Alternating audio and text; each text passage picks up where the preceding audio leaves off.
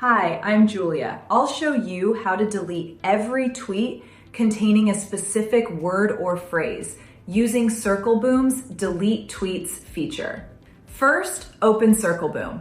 Click the Essential Toolbox icon in the sidebar and select Delete My Last Tweets under Delete Tools.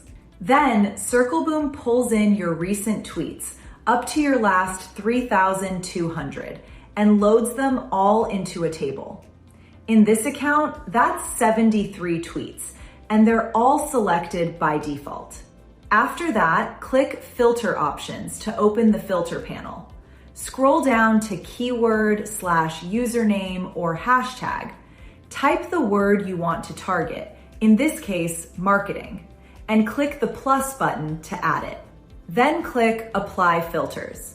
Circleboom narrows the list down to only the tweets containing that keyword, in this case, 8 out of 73, and shows it in the Active Filters bar at the top.